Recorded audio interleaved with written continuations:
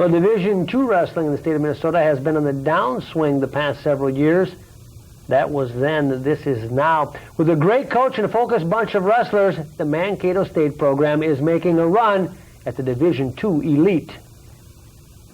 Southern Minnesota has long been a hotbed for amateur wrestling. At Mankato State University, they are trying to rekindle some past glory.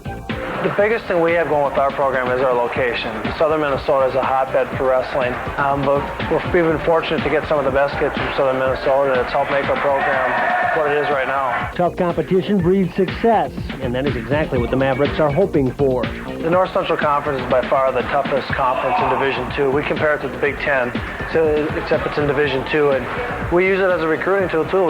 We can tell guys that if you get out of our conference, we've got a great chance of being an All-American. With an impressive lineup of lightweights, it can be tough for teams to get back into matches.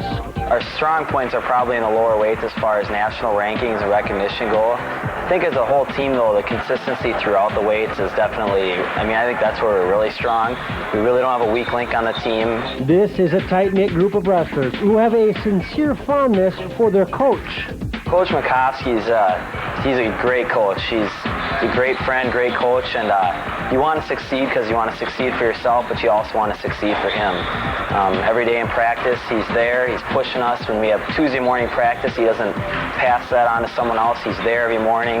It is important to this team to again make a name for itself and put Mankato State Wrestling back on the map. I think we can. I really believe it. Our team works hard. They're all competitive. They all hate losing, obviously, otherwise they wouldn't be here. And just our attitude is awesome this year. Everybody has goals individually and team goals. And it's just great being on a team like this.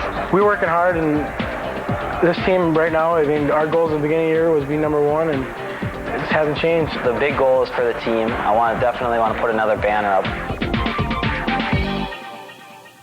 Taking steps on Saturday, the Mavericks face South Dakota State. Now, last weekend, SDSU won the Division II national duels. It was a tough test, but Mankato State was up for the challenge. Down 3-0, the Mavericks' Mark Schultz went to overtime, where he notched the victory to knot things up at 3 apiece. Mark's ranked third in the country, and he likes to get them off to a start. Their lower weights are definitely their better weight classes.